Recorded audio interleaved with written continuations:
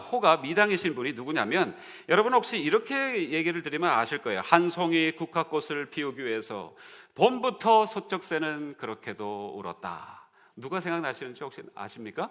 미당 서정주 선생이 기억이 나실 것입니다. 서정주 선생님이세요. 네. 자, 이분은 2000년 12월 크리스마스 이브 때 돌아가셨습니다. 85세 나이로 돌아가셨는데, 이분의 그런 그 후일담에 예수님을 믿었다라는 그런 얘기가 들립니다. 참 저는 제가 생각할 때는 기적이에요. 왜냐하면 이분은 철저하게 불교 신자였거든요. 불교 신자인데다가 여러분, 정말 전도하기 가장 어려운 분들이 어떤 분들인 줄 아세요? 철저하게 불교 신자인데다가 더군다나 굉장히 공부를 많이 하신 분들은, 정말 책상머리 앞에서 떠나시지 않고 공부만 하시면서 불도이신 분들은 정말 전도하기가 쉽지 않습니다. 이분이 그러셨어요. 근데 비슷한 분이 또 한 분 계시죠? 이어령 선생이, 그죠? 이어령 씨가 우리 한국계의 정말 내노라고 할 수 있는 인문학자지 않습니까? 그렇죠? 근데 그분이 최근에 그 딸과 여러 가지 그런 사건 속에서 예수님을 믿게 됐지 않습니까? 지금 연세가 아마 거의 90이 다 돼 가시는 걸로 알고 있는데, 그 이어련 선생님의 서재에 들어가면 컴퓨터가 8대인가 7대인가 있는 거를 제가 보게 됐어요. 아니 제가 직접 가서 본 건 아니고요. 그 방송이 취재를 하는 것을 통해서 봤는데, 최첨단을 달리시면서 지금도 집필을 얼마나 열정적으로 하시는지. 근데 그 모든 열정이 지금 에너지가 하나님께로 초점을 맞춰서 지금 많은 책들을 지금 내고 계십니다. 정말 여러분, 이호련 선생님의 책이 우리 교회 도서관에도 몇 권이 있습니다. 꼭 한번 읽어보시고 여러분 탐독해 주시면 좋겠는데요. 여러분, 이 미당 서정주 선생님이 그렇게 정말 철저하게 불교 신자고 그렇게 공부 많이 하신 분이고 또 똑똑하시고 정말 자기 중심적인 것이 굉장히 강하신 분인데, 어떻게 그렇게 예수님을 믿게 되었을까? 기적과 같은 일이죠. 근데 제가 생각해 볼 때는 또 한편으로는 그게 정말 가능하다, 이런 생각도 들어요. 왜냐하면 이분이 한국의 대표적인 시인이지 않습니까? 그렇죠? 그런데 참 사람들에게는 많은 욕을 좀 잡수셨습니다. 왜냐하면 이분이 일제 때 아부하셨기 때문에 그래요. 그 다음에 이승만 정권 때도 또 아부를 하셨어요. 그 다음에 전두환 대통령 생일 때 헌시를 상납하면서 아부하는 행동을 했었습니다. 이런 많은 오점을 남기다 보니까 이건 매국노와 같은 사람이다. 이게 정말 어떤 이런 사람을 한국의 대표적인 시인이라고 할 수 있느냐, 이런저런 얘기들이 참 많았습니다. 그래서 사람들은 욕심 때문이라고 얘기를 했죠.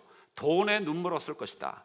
권력에 눈물었을 것이다. 그러니 전두환 씨의 그 생일 때 그런 헌시를 할 정도였으니까. 그런데 저는 그렇게 생각하지 않습니다. 이분의 시를 조금 전에도 제가 잠깐 읽어드렸지만, 한 송이 국화꽃을 피우기 위해서 그렇게 봄부터 소쩍새는 울었다라고 얘기하면서 이분은요, 굉장히 사랑에 대한, 그 다음에 무언가 그 아름다움에 대한, 행복에 대한 추구가 누구보다도 열정적이었다는 것이죠.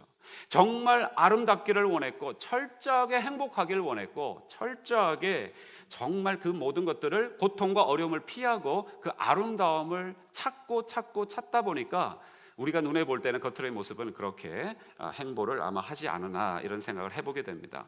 또 한 가지 단서가 있습니다. 이분이 연세가 많이 드셨을 때에 치매에 걸리지 않으려고 무슨 일을 하셨는 줄 아십니까? 치매에 걸리지 않으려고 전국에 있는 1625개의 전국 산 이름을 외우기 시작했대요. 매일마다 1625개의 산을 외우면서 치매에 걸리지 않으려고. 왜 치매에 걸리지 않으려고 하셨냐면, 곱게 살다가 행복하게 죽기를 원한다는 것이죠. 이분이 그렇게 열정을 내고 처절한 그런 얘기를 제가 언뜻 들으면서 오히려 제 생각이 맞았다. 무슨 얘기냐면, 이분이 정말 행복이 무엇인지를 계속 찾고 있었구나. 고통을 제거하고 싶었구나.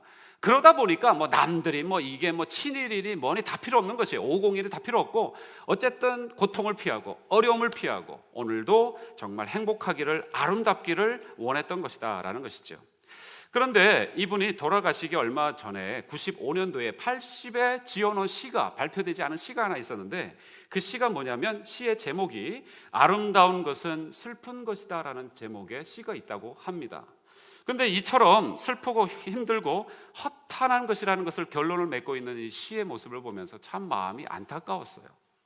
마지막에 윤영주 장로님이 이분이 예수님을 믿었다라는 얘기를 했지만 정말 어떻게 믿으셨을까 이런 생각을 해보게 되고 철저하게 행복을 찾다 보니까 나중에는 아마 예수님이 그 행복의 마침표를 찍으시는 바로 그분이라고 이분이 발견했기 때문에 예수님을 믿게 되지 않았을까 이런 생각을 해보게 됩니다.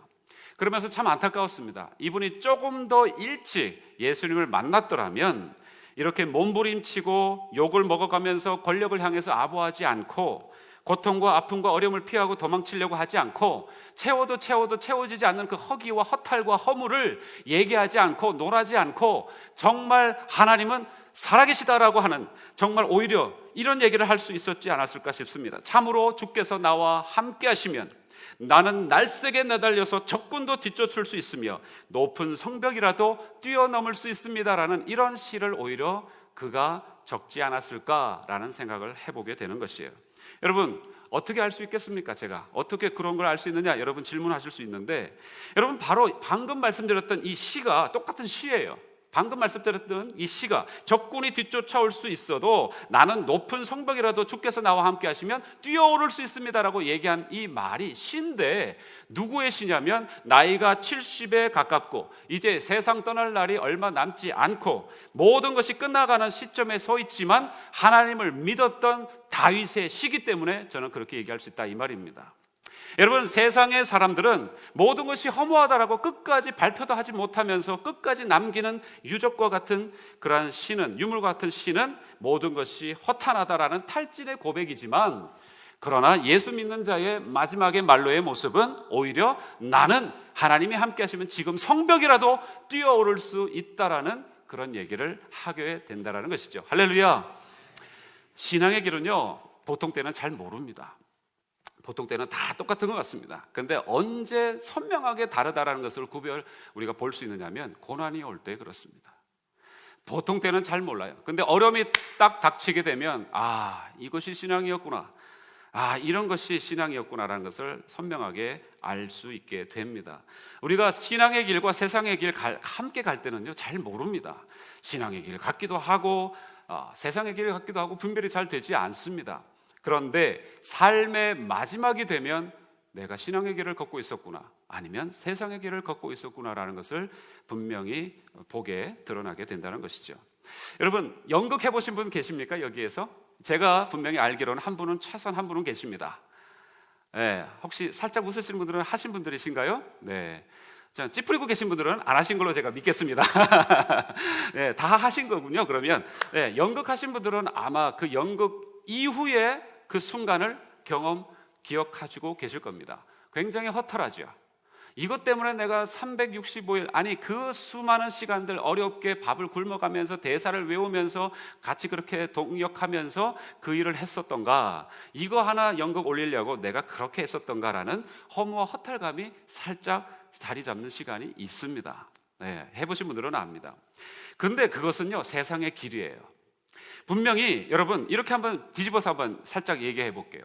결혼 생활의 마지막 수십 년을 다 산 다음에 혹은 배우자를 먼저 보내고 나서 우리가 갖게 되는 마음과 생각이 허무와 허탈이라면 그것은 무슨 길일까요? 그리고 자식을 다 키우고 보낸 다음에 감정이 허무와 허탈이라면 물론 순간적으로는 허무와 허탈을 경험할 수는 순간적으로 있을 수 있습니다. 자녀를 출가회원시키고 나서의 그 아버지와 어머니의 마음들, 그죠? 있을 수는 있습니다. 그러나 자식을 보내고 나서도 이게 허무와 허탈 속에 계속 남아 있다면, 또는 사업을 열심히 하셨는데 그 마지막이 허무와 허탈이라면, 또는 인생을 살고 난 다음에 감정이 허무와 허탈이라면 미당 서정조 선생처럼요. 그렇다면 그거는 세상의 삶이요, 세상의 길이요, 세상의 가치관이다라는 것이죠. 분명히 그러나 신앙의 길은 달라요. 저는 분명히 다르다고 믿습니다. 신앙의 길의 마지막에는요, 따라해 보시죠. 언제나 기쁨이 있다.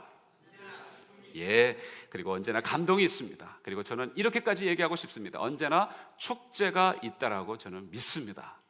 여러분 분명히 여러분이 지금 나는 예수 믿는데 나는 축제라고는 1년에 한 번 그냥 해피 벌스데이 할 때 잠깐 축제 비슷하게 지나갈까요? 라고 여러분 생각하실지 모르겠는데, 여러분 저와 여러분이 지금 고난받고 어렵고 고통당하는 순간이 있기 때문에 잠시 눌려서 그런 생각을 하실지 모르겠습니다만, 제가 말씀드린 것은 분명히 과정도 그렇지만 궁극적으로 우리의 종착지에서는 이것은 허무였구나, 허탈이었구나, 의미 없는 무의미였구나라는 얘기를 하지 않고 오히려 나의 삶을 축제로 이끌어 주셨구나, 나에게 기쁨으로 함께해 주셨구나, 나에게 놀라운 하나님의 감동을 내 삶 가운데서 주셨구나라는 것을 고백하게 하여 주실 줄로 믿습니다.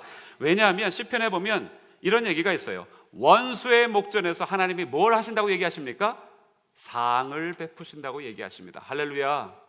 상이요, 잘하였습니다, 충성된 종 하면서 종이조각 상을 주시는 것이 아니고 뭐라고요? 만찬을 베풀어 주신다는 것입니다. 축제입니다. 이런 삶이 우리의 삶에 기다리고 있다는 것이죠. 그래서 무언가 끝나는 시점에서는 허탈한 것이 아니라 오히려 더 의욕이 불타는 것이 그리스도인들입니다. 그 다음에 더 큰 능력을 경험하는 것이 그리스도인들입니다. 그 다음에 더 큰 에너지를 경험하는 것이 그리스도인들입니다. 더 소망을 경험하는 것이 그리스도인들입니다. 더 즐거움을 경험하는 것이 그리스도인들입니다. 더 기쁨을 경험하는 것이 그리스도인들입니다. 더 만족을 경험하는 것이 그리스도인들입니다. 오늘 저녁까지 할 수 있어요, 저는. 왜요? 하나님이 그렇게 주시니까요. 믿으십니까? 네. 아무리 시라고 하지만 어떻게 70이 된 노인이 그렇게 수만 번 제대로 고르게 쉬지 못하고 정신없이 쫓아온 그 삶 마지막에 정말 에너지란 다 소진해서 이제는 아이고 내가 그냥 지금 숨만 쉬는 것도 기적이네 할 수 있는 그 사람이 어떻게 성벽을 뛰어넘는다라는 시를 적을 수 있느냐 이 말이죠. 제가 볼 때는 분명히 이러한 불가사의한 의욕과 불가사의한 에너지와 불가사의한 생명력은 우리의 신앙의 길에 놓여 있는 것이기 때문에 다윗도 그렇게 고백했고 저와 여러분도 고백하게 될 줄로 믿습니다. 여러분, 그래서 더 기뻐하십시오. 할렐루야. 여러분, 그래서 이런 말이 있어요. 하나님이 가라사대 말세에 내가 영으로 모든 육체에게 부어주리니 너희 자녀들은 예언할 것이요 너의 젊은이들은 환상을 보고 너의 늙은이들은 꿈을 꾸리라. 할렐루야. 하나님이 그렇게 인도하신다는 것입니다. 살면서 살아가면 갈수록 힘이 붙는 삶, 고난을 겪으면 겪을수록 오히려 그 고난이 능력으로 불붙는 삶, 빛이 나는 삶, 살아온 시간과 겪었던 그 모든 것들이 에너지가 되어서 주변의 모든 사람들을, 죽어가는 사람들을 오히려 소생시키는 삶, 오히려 그것이 하나님이 우리에게 주신 삶이라고 믿습니다. 마지막에 내 삶을 그렇게 어려웠지만 내 삶을 이렇게 인도해 주셨군요. 감동이 넘치는 삶. 할렐루야.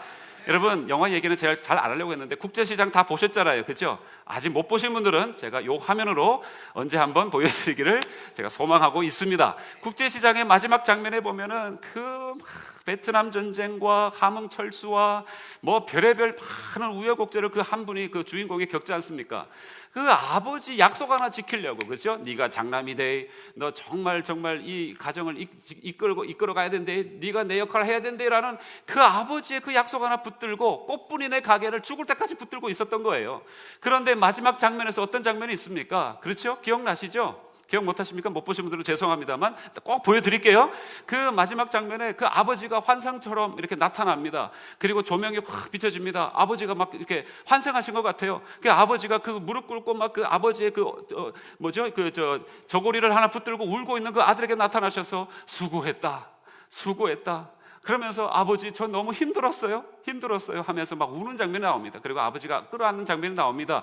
저는 거기서 성경을 봤어요. 하나님의 말씀을 봤어요. 마지막에 분명히 우리 하나님께서 우리가 이 땅에서 지금 쉽지 않은 인생을 살아가고 있지 않습니까? 지금도 어려움이 있지 않습니까? 그러나 분명히 우리를 안아주시고 끌어안아주시고 다시 이렇게 세우시고 너 수고했다라고 하는, 우리는 분명히 힘들었어요. 그러나 주님 약속 때문에 내가 지금까지 버텼습니다라고 하는 그런 놀라운 만찬의 상을 베푸시는 그 시간이 우리에게 기쁨으로 환희로 놀랍게 충만케 해주시는 시간이 있는 줄로 믿습니다. 이거 없으면 어떻게 여러분 버텨내시겠습니까? 이거 없다면은 무슨 힘으로 어떤 지금 캐치프레이즈를 가지고 그 어떤 목표를 가지고 필승이라고 하시면서 지금 살아가고 계세요. 저는 그게 없는 분들이 정말 대단하다고 생각합니다. 저 바깥에 아직 그것을 모르고 살아가시는 분들이 정말 대단한 것 같아요. 저와 여러분에게는 그러한 놀라운 마지막에도 감동의 승전가를 부르는 삶을 하나님은 약속해 주셨으니 그 약속을 오늘 꼭 모두 다 붙잡으시기를 축복합니다. 이것이 신앙생활의 오리지널이에요. 오늘 이 말씀 사무엘하 22장의 말씀이 시편 18편에도 똑같이 마치 카피하다시피 반복이 되어 있습니다. 아니 무슨 인용한 것도 아닌데 어떻게 똑같은 구절이 성경에 2번이나 똑같이 나와 있을까요? 그만큼 중요하다는 얘기겠죠.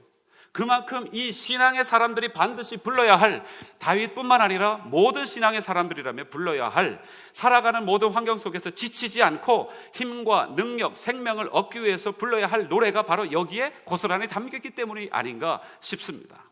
여러분, 오늘 5절에서 7절 다시 한번 읽어보겠습니다. 5절에서 7절입니다. 시작.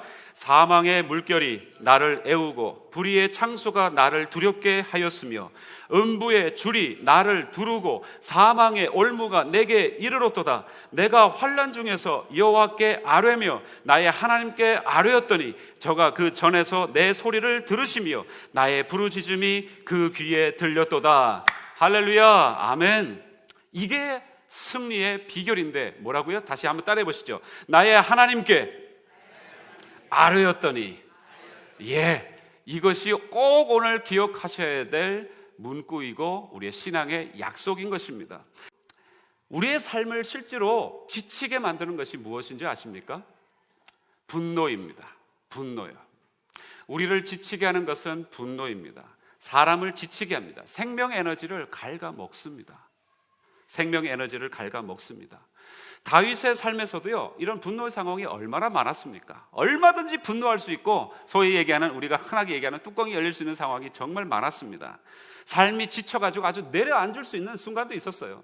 나는 최소한 이 정도는 누릴 수 있는 사람 아니냐, 근데 이것도 누리지 못하느냐라는 그러한 분노가 우리에게, 억장이 무너지는 분노가 우리에게 이를 수 있습니다. 그리고 또 한 가지 우리의 삶을 지치게 하는 내용이 있습니다. 그것은 뭐냐면 두려움이에요.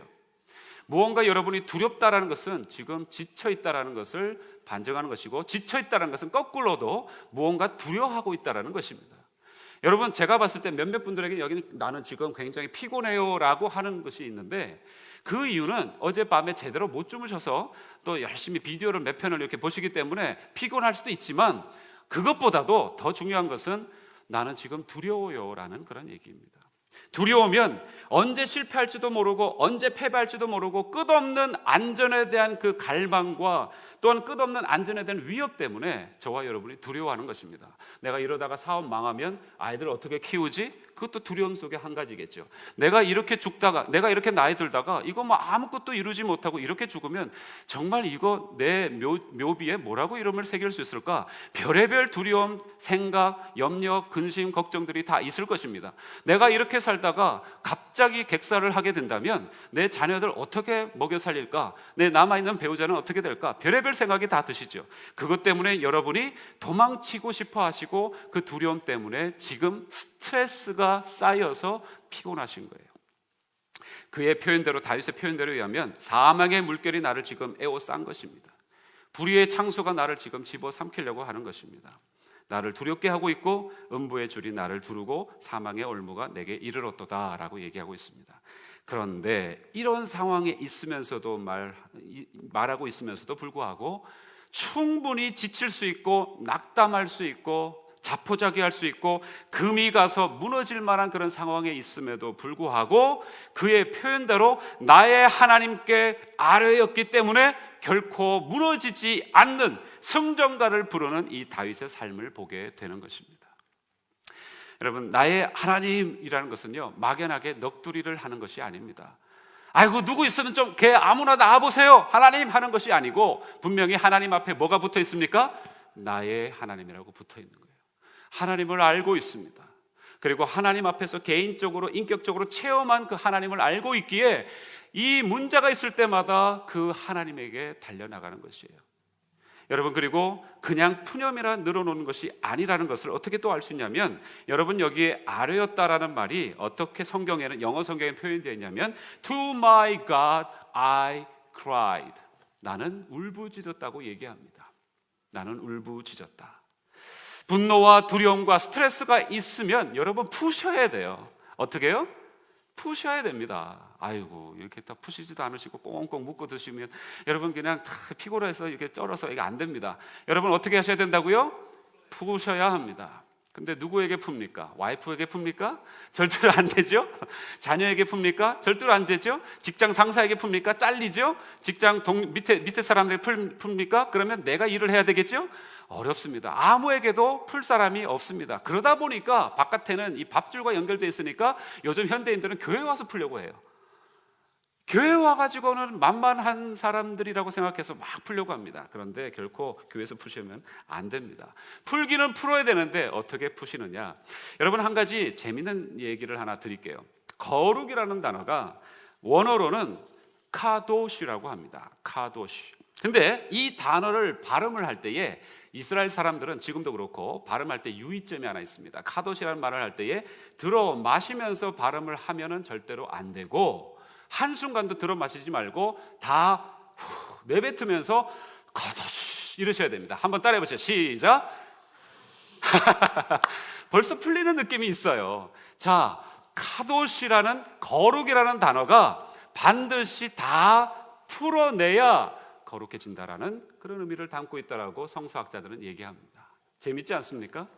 내가 들어 마시면 순간 거룩해질 수가 없다는 거예요. 다 내뱉을 때야 카도시, 바로 거룩해진다라는 단어에서도 그런 의미를 우리가 하나 생각해 볼 수가 있는 것입니다. 무슨 얘기냐? 속에 있는 것들이 다 나와야 되는 거예요. 그래야 거룩해진다는 것이죠. 이 안에는 지금 썩어가는 문드러지고 있는 것들이 있는데 그냥 아닌 척하면서 주여 주여 이러고 있으면 안 된다는 것이죠. 주여 하시려면 그냥 다 쏟아내어 부셔야, 그래야 거룩하고 구별되어진다는 것입니다.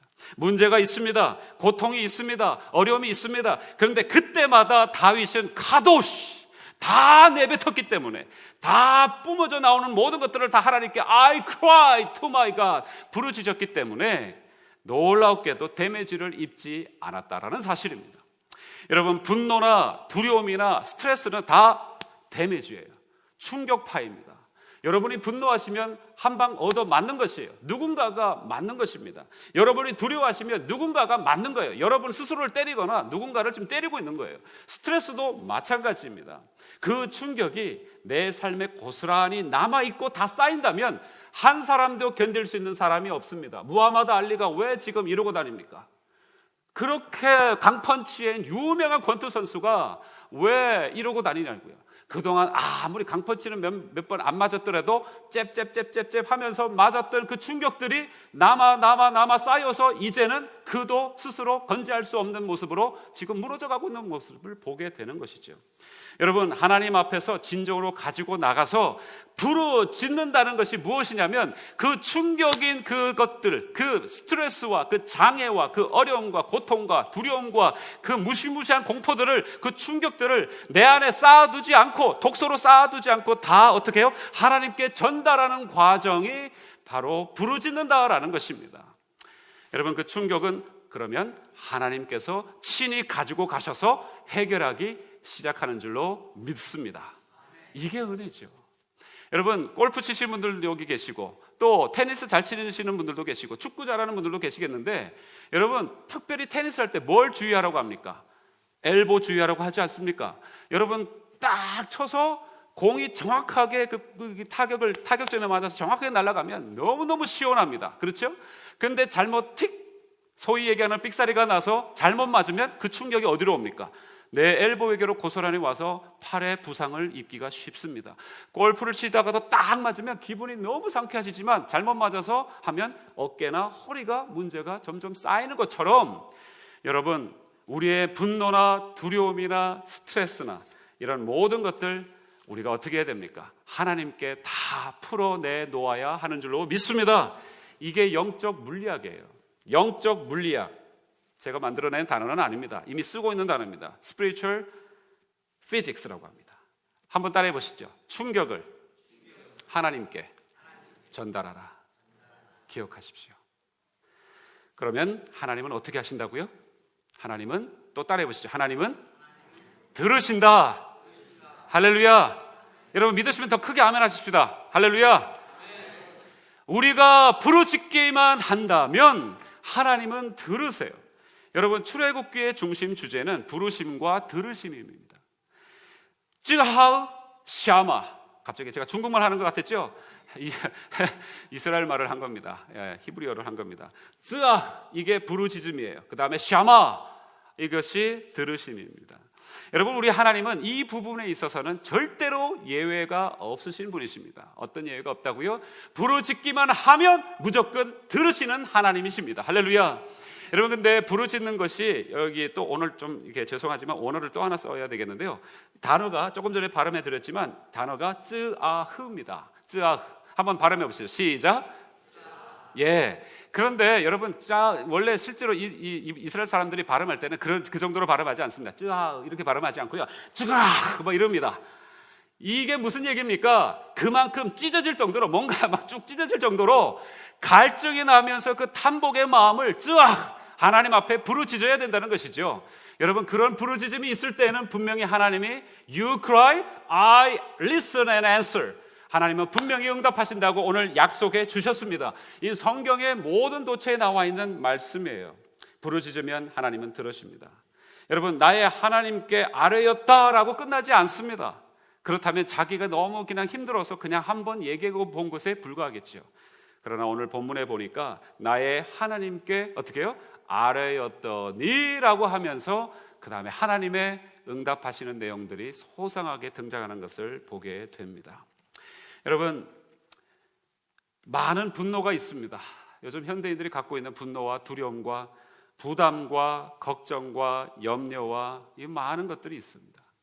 여러분, 하나도 없는 것처럼 여러분 계시지만 여러분 없다면 저에게 아마 표정이나 또 대화하시는 것이 아마 전혀 다를 거예요. 근데 제가 이렇게 한 바퀴 쭉 훑어보면 다 보입니다.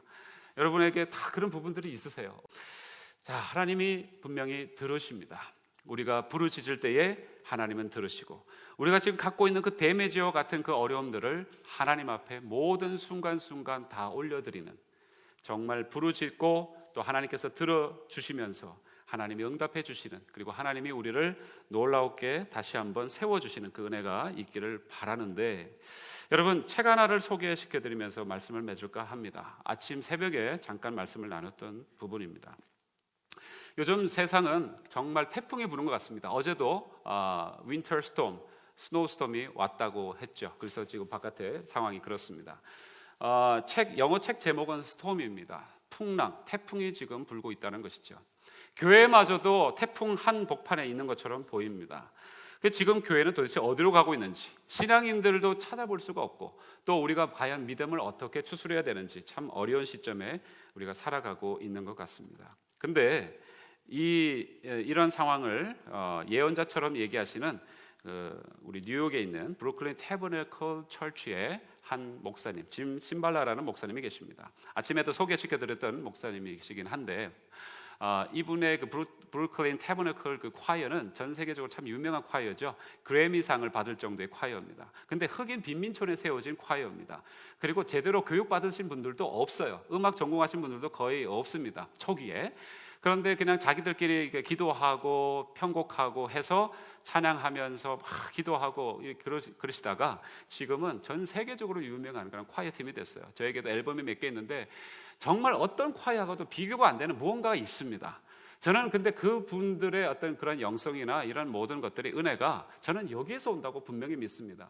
짐 심발라 목사님이 최근에 책을 하나 내셨습니다. 이런 어려운 상황 속에서 우리가 해야 될 건 무엇인가? 교회가 해야 될 건 무엇인가? 성도들이 해야 될 것은 무엇인가? 책 제목을 보여드립니다. 엎드려야 한다는 것입니다.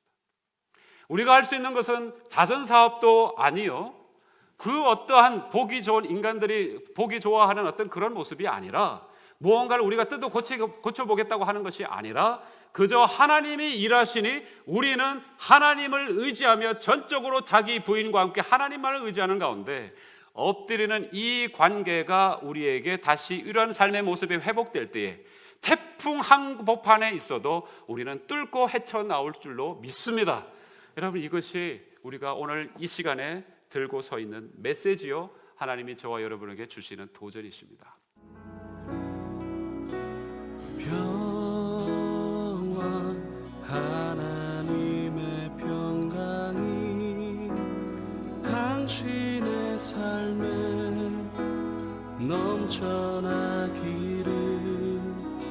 평화, 하나님의 평강이 당신의 삶에 가득하기를.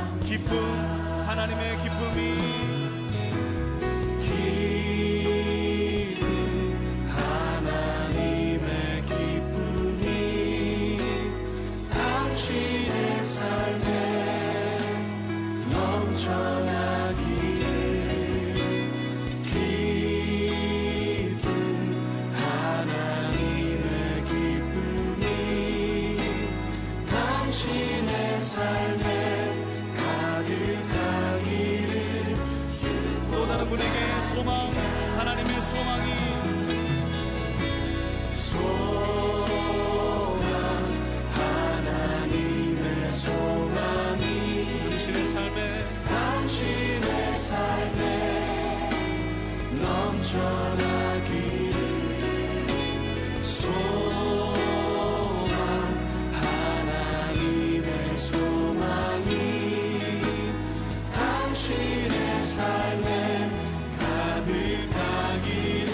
마지막으로 다시 한번 평화 하나님의 평강이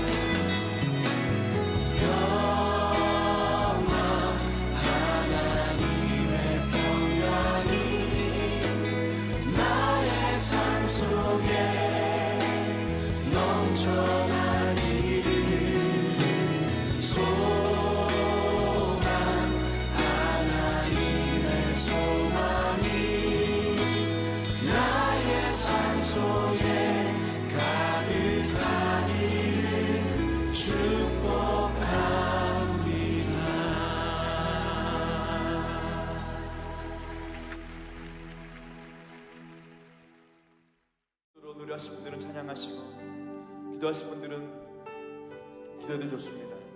우리 주 앞에 이 시간 각자의 모습으로, 각자의 고백으로 한 번 더, 한 걸음 더 나아가기 원합니다. 습관적으로 부르는 그런 노래가 아니라 지금 내 안에 계신, 내 앞에 계신, 우리 가운데 계신 이 자리에 좌정하신 하나님께 드리는 우리의 진심의 고백으로, 그런 우리의 기도로, 우리 마음의 소원으로, 우리 마음을 열으며 기도하며 노래하며 나아갑시다. I pray, 날 고치소서, 날 만지소서, 나 주와 간절히 원하네. I pray, 날 채우소서, 날 붙드소서, 주의 사랑이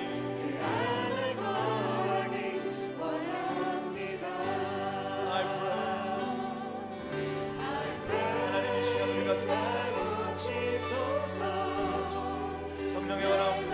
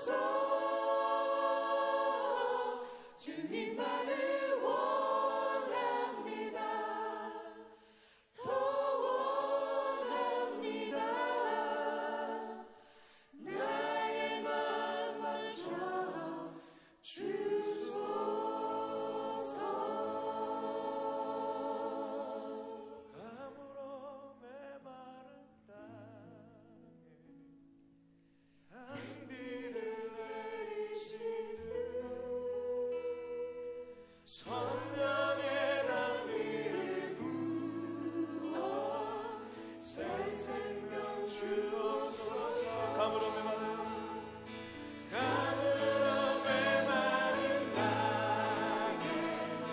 단비를 내 하나님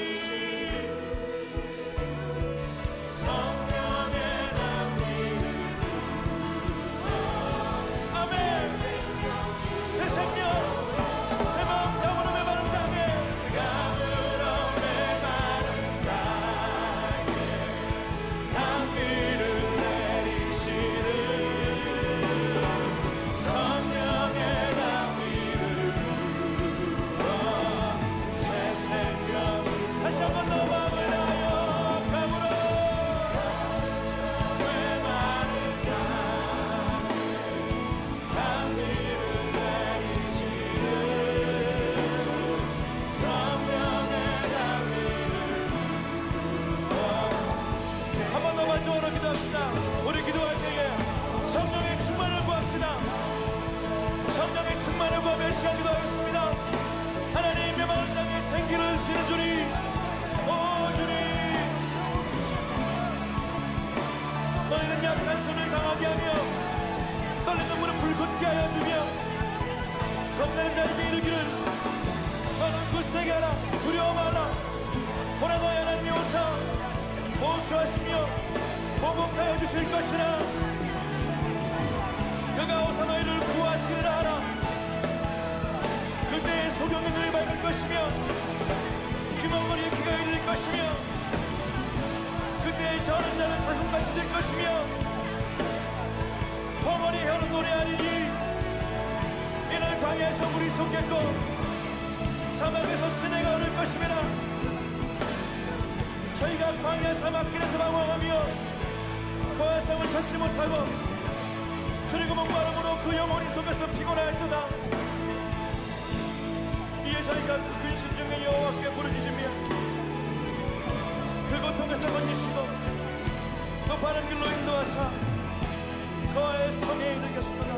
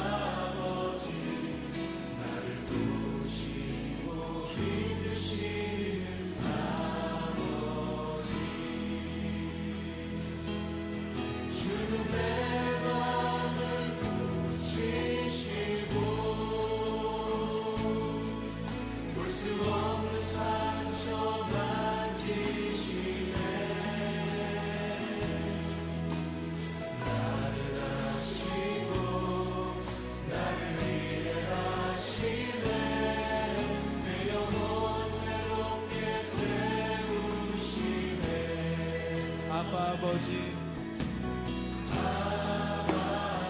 나의 영혼을 주께 부탁드립니다.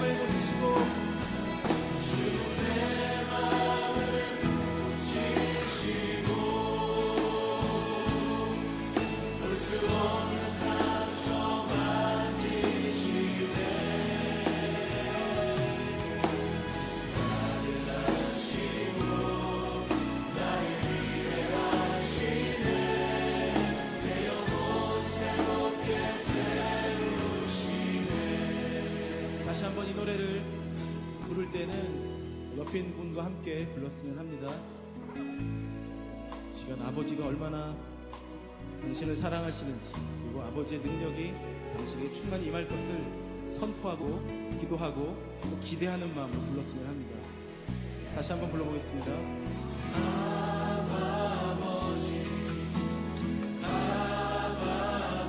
너를 안으시고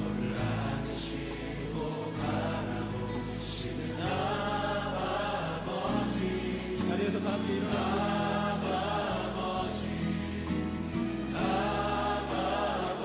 너를 도우시고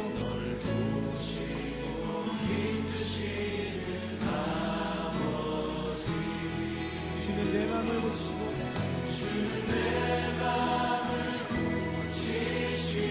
아멘.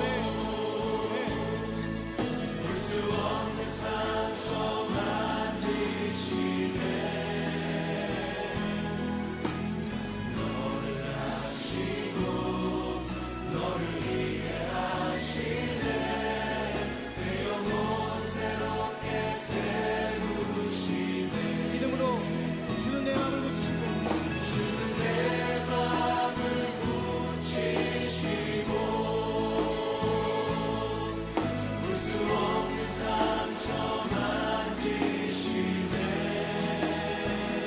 너를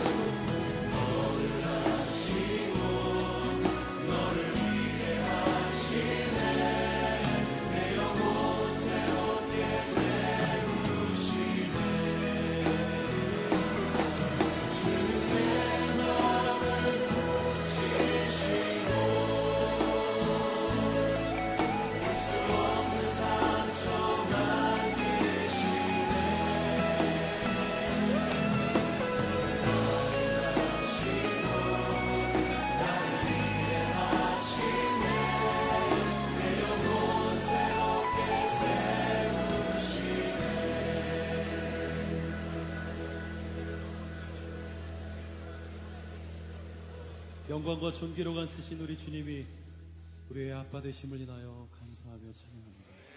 아버지, 이분의 삶 안에, 이 형제님과 자매님의 삶 안에 다른 어떤 은혜가 아닌 우리 주님의 능력과 영광이 남은 삶을 이끌어 주시옵소서.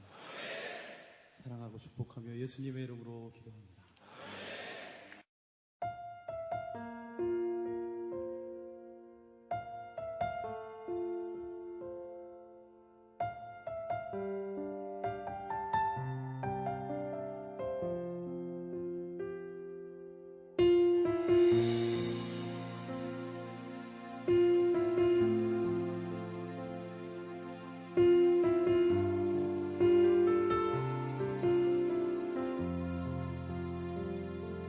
간절히 불러봐도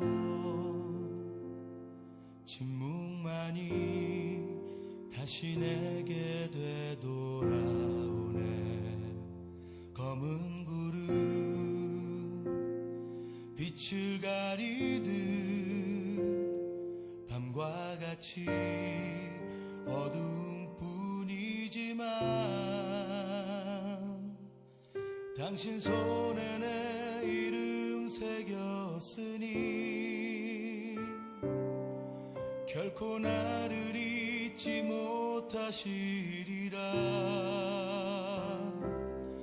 내 눈이 당신을 볼 수 없다 해도 그는 나의 외침 듣고 계시리. 주 하나님 날 기억하소서. 내 어떤 죄악으로도 끊을 수 없는 주의 사랑의 언약. 주 하나님 주의 빛